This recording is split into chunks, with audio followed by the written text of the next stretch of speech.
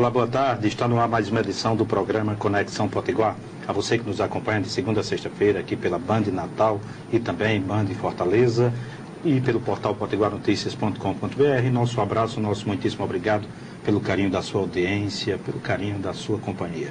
No programa de hoje nós vamos conhecer melhor, conversar com o Dr. Onofre Neto, que é Procurador-Geral do Estado do Rio Grande do Norte e reeleito à unanimidade, inclusive sem concorrente. Na última, quando ele foi eleito, teve um concorrente e ele teve a maioria dos votos. Neste momento da reeleição, ele conseguiu organizar toda a categoria no sentido de que não tivesse um segundo nome concorrente. Doutor Onofre, muito obrigado pela sua presença, tudo bem? Ô, rapaz, tudo em paz, Pinto. Um prazer para mim estar aqui, tenho acompanhado sua trajetória, né? Tenho um carinho especial pelo seu trabalho e sua responsabilidade em lidar com a temática. Muito obrigado, doutor Onofre. Eu gostaria de começar a nossa conversa pedindo para o senhor fazer um balanço que justificou esta sua recondução sem nenhum concorrente. De fato foi surpresa, porque a discussão e o debate é algo muito forte no Ministério Público, então eu esperava que existissem outros candidatos, mas os colegas confiaram, talvez pelo resultado que a gente vem conseguindo em algumas questões nos 2 anos, né? Foi feita uma reformulação estrutural da arquitetura organizacional do Ministério Público com apoio da Universidade Federal do Rio Grande do Norte, isso bastante discutido e apoiado na Assembleia Legislativa, no próprio governo, vendo e tendo como registro o fato de que o Ministério Público Potiguar não tinha a estrutura suficiente para desenvolver um bom trabalho, né? Então havia uma dificuldade de gestão imensa, de implementação de políticas, de ações, porque tinha uma limitação. Essa limitação ainda existe. E, obviamente, essas mudanças elas só estão sendo feitas dentro de uma possibilidade orçamentária. Significa que o ótimo está longe de ser conseguido, mas o regular, digamos assim, o que é minimamente... Porque a situação era difícil, você ter ideia, Pinto, tanto no campo estrutural quanto no campo mesmo da atividade do promotor e do procurador de justiça. No campo da atividade do promotor e do procurador de justiça, eu tinha promotor de justiça com 3 comarcas, né, com 3 promotorias, respondendo por Pau dos Ferros, o Marizal e Campo Grande. Quer dizer, dar resposta à sociedade de forma satisfatória é praticamente... É impossível. Era impossível, porque você tem o eleitoral, o patrimônio público, a criança, o adolescente, o idoso, de todos estes municípios, porque não é só Pau dos Ferros, Porto Alegre, Pau dos Ferros, o Marizal e Campo Grande. Pau dos Ferros, Olho d'Água dos Borges, o Marizal, quer dizer, cada um daqueles municípios que compõem a comarca. Então a gente concluiu um concurso público, chamamos novos promotores para reforçar a equipe e ainda não é o número, até conversava com a governadora, a gente não tem laço para ter o quadro completo de promotor de justiça, devem vir mais 9, são os claros existentes, né, são aquelas principais faltas que nós temos hoje, mas eu não tenho como chamar mais 40 agora, porque não há uma possibilidade, de acordo com a lei de responsabilidade fiscal, na previsão para pessoal do Ministério Público, senão eu vou entrar num nível de comprometimento e isso não pode, o Ministério Público não pode dar esse exemplo. Então, e a reestruturação mesmo administrativa, com suporte em algumas áreas para o promotor de justiça ter uma atividade mais diferenciada. Eu tinha promotor de justiça atendendo telefone, no meio de um processo complicadíssimo. Quer dizer, não é só o promotor, tem que ter a estrutura, que o permita produzir. Isso significa estrutura física e também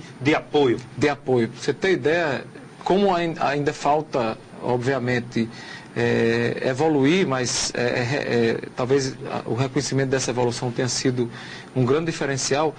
Eu tenho promotorias hoje que não têm sede próprias. As promotorias da capital, daqui de Natal, a cidade, né, mais importante do estado, ou a de Mossoró, a segunda mais importante, não tem sede própria. São prédios alugados, emprestados, inadequados. Dentro desta questão da palavra que o senhor usou, inadequado, eu já vi outros poderes se referir ao Ministério Público, quando, por exemplo, o Ministério Público sugeria, colocava que era necessário, por uma questão de acessibilidade ter elevador, ter rampa, e em contrapartida, outros representantes de outros poderes diziam, olha, mas o próprio prédio do Ministério Público não tem isso que eles estão exigindo. Mas aí tem uma questão interessante. A partir do momento que eu assumi, tomei uma decisão muito divisora de toda uma situação que existia. Eu não alugo, não construo, não compro, adquiro quaisquer imóveis que não tenham acessibilidade do cadeirante, enfim, acessibilidade da pessoa com deficiência. Eu estou trabalhando agora a parte que, quando eu cheguei, eventualmente existia alguma limitação, por exemplo, Mossoró. Eu preciso tornar o imóvel acessível em todas as suas salas e etc. Mas eu consegui uma parte lá embaixo do imóvel para que o cadeirante, eventualmente, que precise ser atendido, seja atendido dentro de um gabinete, como se efetivamente quaisquer dos promotores estivessem atuando ali.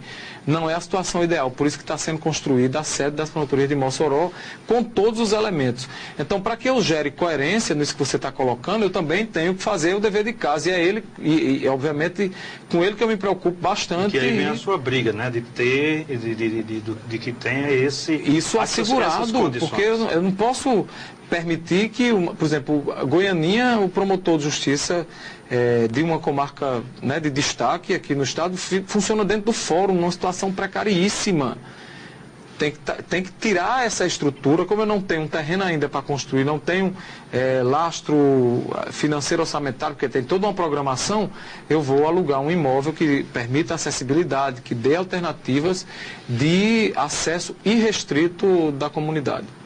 Doutor Nofre, vou pedir licença ao senhor e nossos telespectadores para um rápido intervalo comercial, mas gostaria de deixar no ar uma questão. Ontem o senhor esteve com a governadora Rosalba Ciarline tratando de vários assuntos que dizem respeito à promotoria, mas também à sociedade de uma forma geral, como a questão do SEDUC, a questão do enfrentamento do uso de drogas.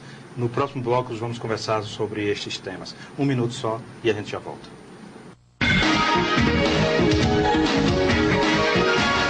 Esta é a Casa do Bem. Aqui são realizadas ações sociais que beneficiam mensalmente 2.800 pessoas. Um dos projetos, o de alfabetização e inclusão de idosos, foi vencedor regional do Prêmio Nacional Ano. Isso significa que quando você estende a mão, Gente do Bem aplaude. Seja parceiro da campanha Gente do Bem. Agende seu depósito de 30, 50 ou 100 reais. É fácil e você cancela na hora que quiser. Acesse o site casadobem.org.br. Casa do Bem. Fazer o bem sem olhar a quem. NCIS, Unidade de Elite. Quando o inesperado acontece, eles não se deixam abater. Você quer o troco? Porque os criminosos que ameaçam a Marinha não merecem perdão. Devia tê-lo matado. E Gibbs e sua equipe vão fazer o impossível para conseguir justiça. O jogo termina agora. Nesta segunda, 9h15 da noite, NCIS, Unidade de Elite. Agora, o Bolsa de Mulher, o melhor conteúdo feminino da internet brasileira, está no seu celular. Isso mesmo, envie Bela para 48069 e receba diariamente dicas e informações sobre moda, decoração, beleza e muito mais. Envie Bela para 48069 e descubra tudo o que é tendência no universo feminino. Quando esses monstros malvados invadem a Terra, vou esmagar você! Eles entram em ação. Power Rangers. Ativando o modo Super Samurai. Heróis incríveis que não têm medo de lutar, dispostos a arriscar a vida pela sobrevivência da humanidade. De segunda a sexta, 8h30 da manhã e às 3 da tarde, Power Rangers. Os índices de audiência vão disparar!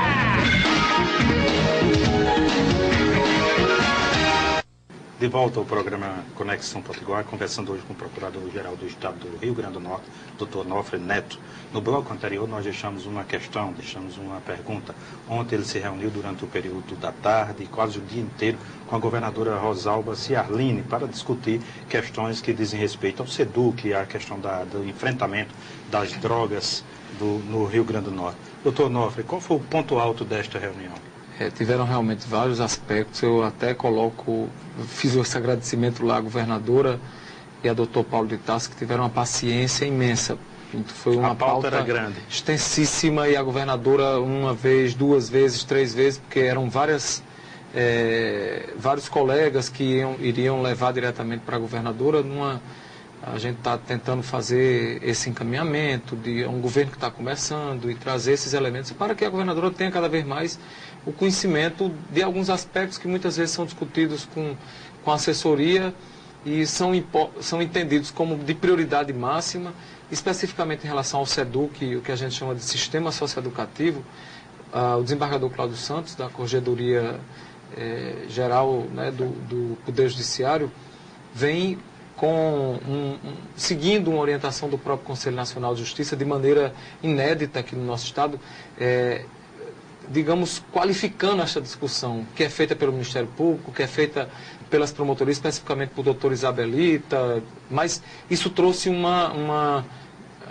diferencial. Então foi feito todo um relatório em face de visitas que foram realizadas e tal, e a gente foi levar para a governadora isso, mostrando, inclusive sugerindo algumas ações que são ser tomadas. A governadora se mostrou prontamente, né, aberta e reconhecendo que algumas questões precisavam realmente de um tratamento diferenciado.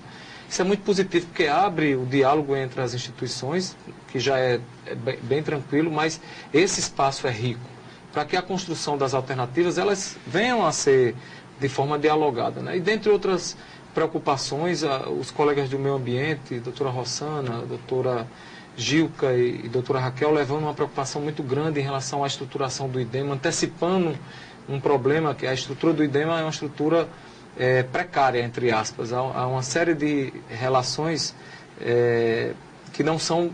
A estrutura não é formada por servidores efetivos e é uma perspectiva de aposentadoria muito grande. Então a gente sabe que tem uma limitação no campo orçamentário que evita e proíbe a realização de concurso e obviamente, o acréscimo na folha de pessoal, né, como despesa de pessoal, mas que isto seja visto de forma diferenciada, assim que tiver essa folga orçamentária, que a gente possa, inclusive a reposição, né, desses servidores, que a perspectiva é que até 2012 haja uma aposentadoria daqueles que já são poucos, mas de forma muito...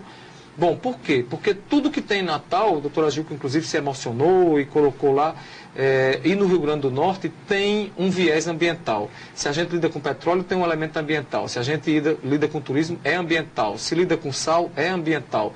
Carcinicultura é ambiental.